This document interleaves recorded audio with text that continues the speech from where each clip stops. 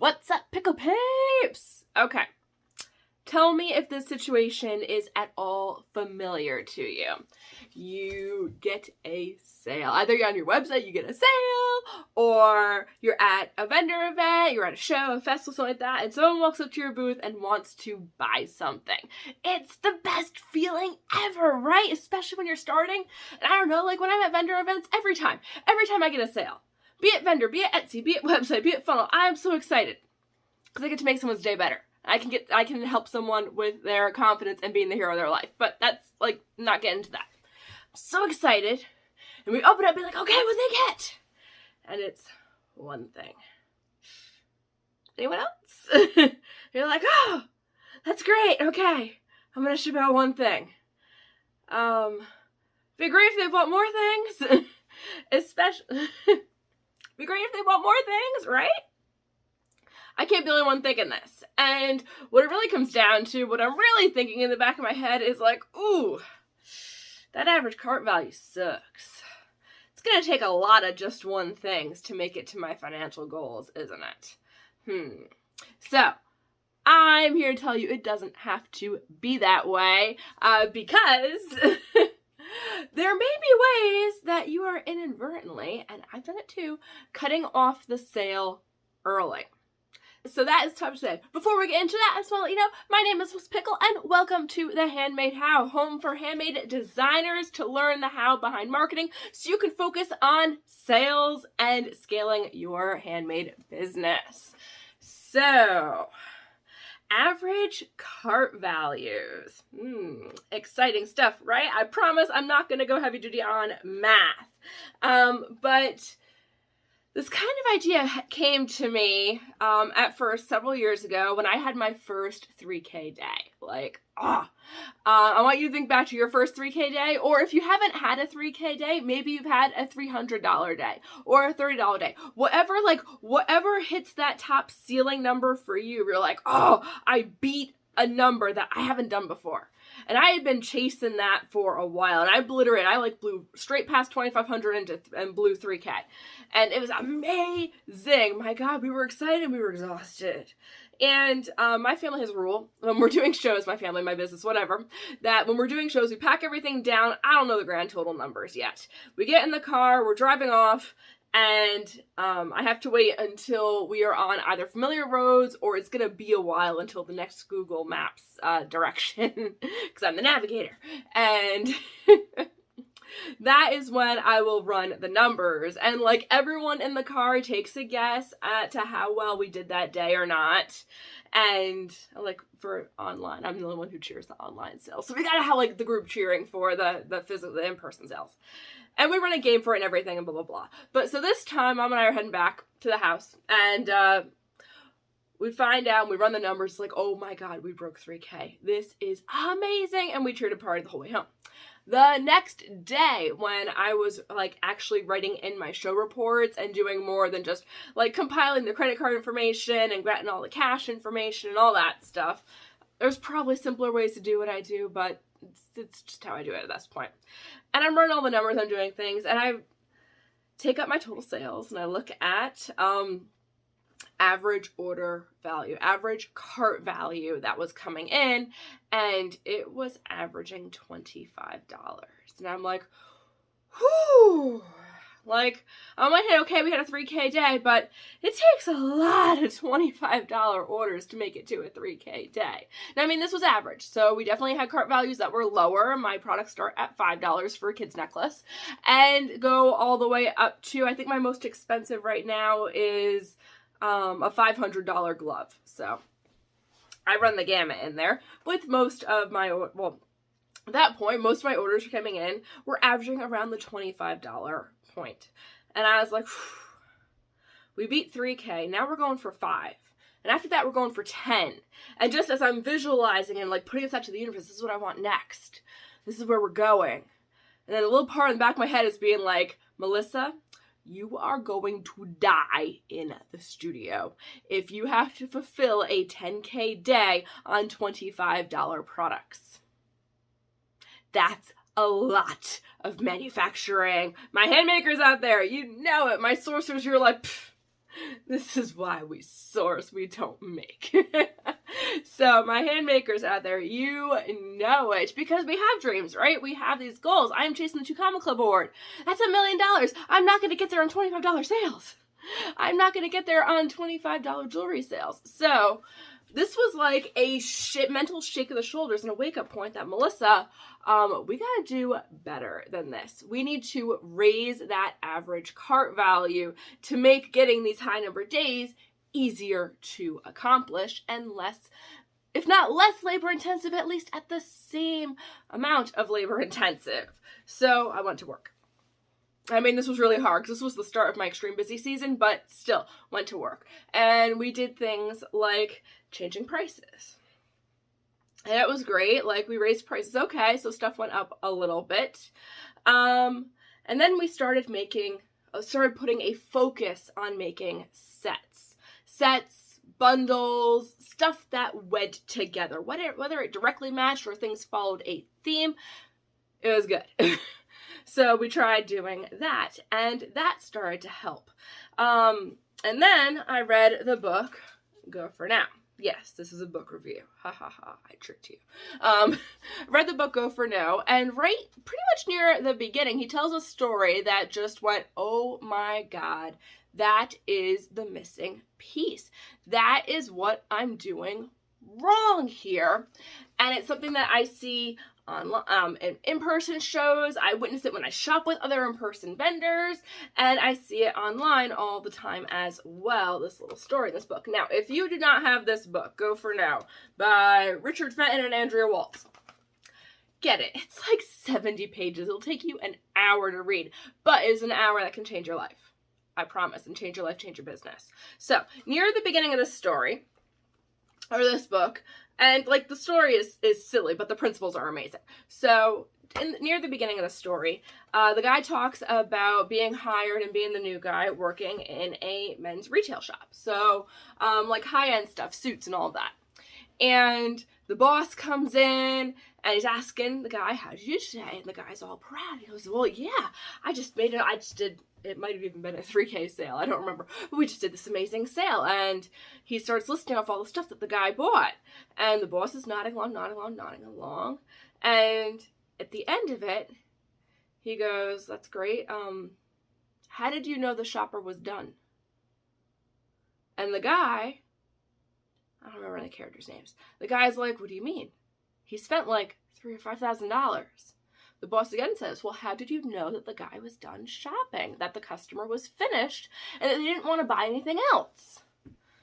And the sales guy was like, well, I don't know. He spent a lot of money.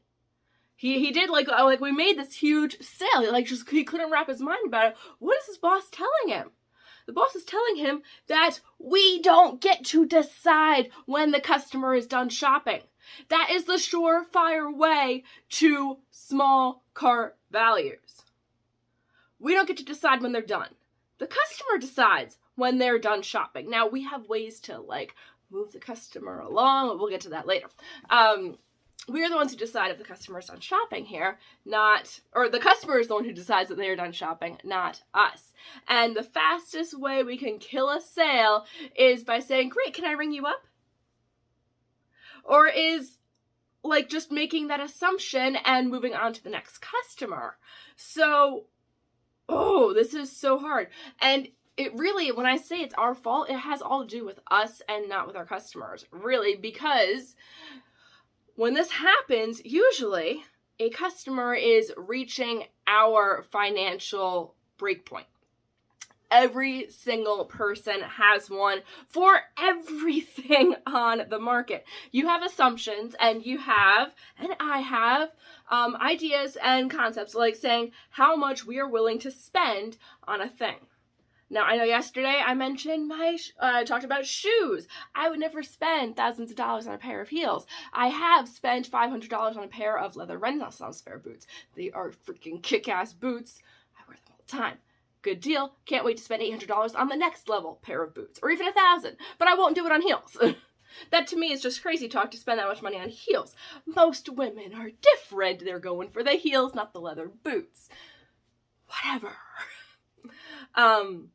That's just one example. Clothing, food, what restaurants you eat at has a lot to say about your mental perceptions on price, value, and what people should pay for something. Now, we don't think about it consciously when we're selling, but especially in person, we'll have a tendency to cut someone off if they have reached a one of those like glass barriers right there. And it's like, oof, here's an example story for you. Say someone comes into your booth and they are so excited and they start pulling everything. They're like, I want this, I want this, I want this, I want this, I want this, I want this. Don't lie, I've had this happen. And at first you're excited, like, yeah, this is gonna be a great sale. Woo, awesome. And they keep going. You're like, oh my God, I've never had a shopper this enthusiastic. Like, this is great. What else can I help you with? Everything. Blah, blah, blah, blah, blah. And they keep going and they keep going. And at some point, it goes from enthusiastic to uncomfortable. Because all of a sudden, they're spending, like, this is going to be the biggest order you've ever had.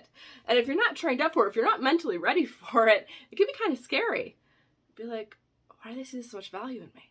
Or, like, what are they going to do? Then your brain starts going, what are they going to do with all of that? Are they going to resell my stuff?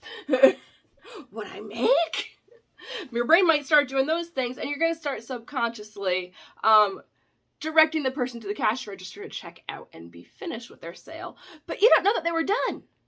So, like, that's an imaginary story there. But imagine all the people who come to your booth and they buy one thing and they leave. Did you know they were done? Or did they pick up that one thing and you just escorted them to the register and said, okay, we're done?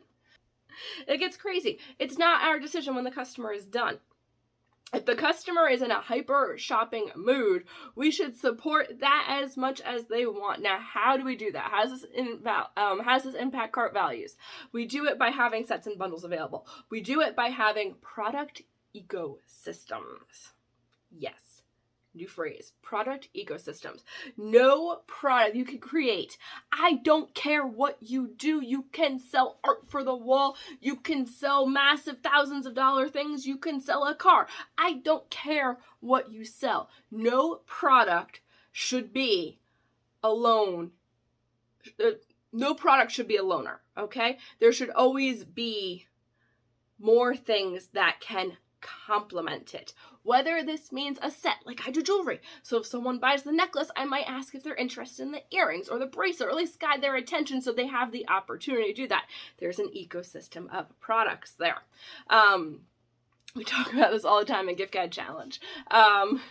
But no matter what you do, your products can't be loners. Because if it's the only thing, if nothing else even goes with it, references it, nada, you're leaving money on the table by not giving the customer more opportunities to shop with you.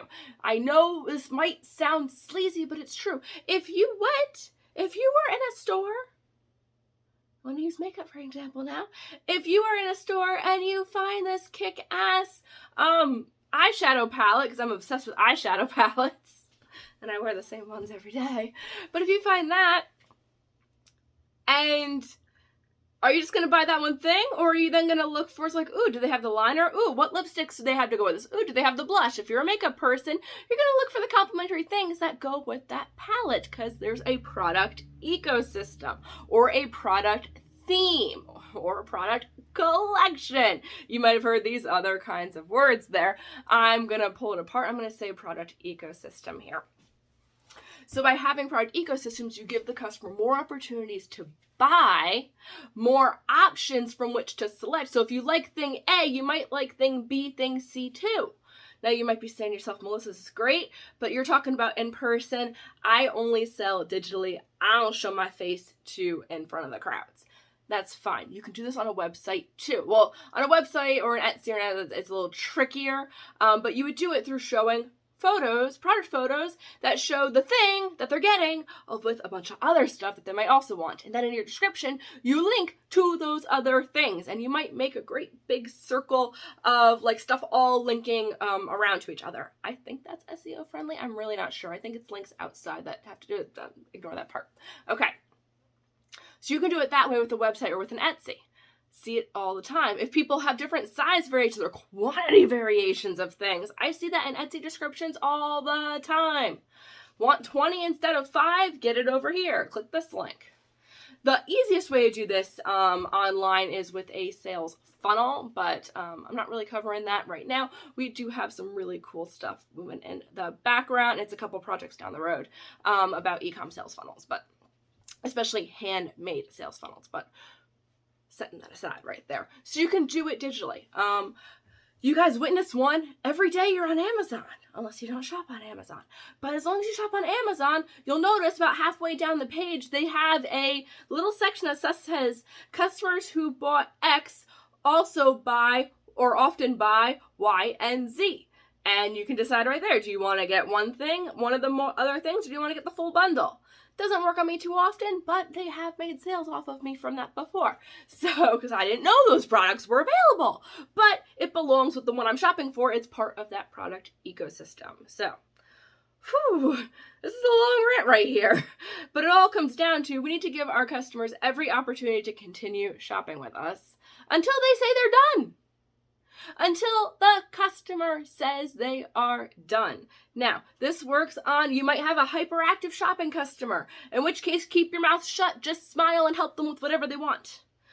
This might also be on the opposite side of that. I have stories for this one too. A low ticket customer who comes in and they buy just one thing. That's all they're looking at. When I worked the Ren Fair, I worked in a high-end corset shop. Our cheapest corset was $75. It was the waist cincher. I like the Bentley corsets, so whatever. I like the steel bone ones. So this waist cincher, someone comes in early morning and we pick one out. We fit her for it. Fantastic. Then she's looking around and she goes, well, what do you have to go with it? And it was our cheapest thing. Usually we offer the sets and we start like pulling together dress designs and everything for the big expensive ones, the $300 corsets, not the $75 one. But she asked. So we went and we started pulling stuff out. She ended up buying what we called a full princess, which was the hoop skirt, the underskirt, the overskirt, the floofy blouse, and the corset, the waist cincher. So our cheapest corset, but still, she did what was called the full princess, the full look right there. That's a big ticket sale in there at the Ren Fair, but she started with our lowest ticket item. So just because the first thing that someone picks up and looks at and talks to you about, they might not seem like a hyperactive buyer at first, but you need to be the one to drive it in that direction.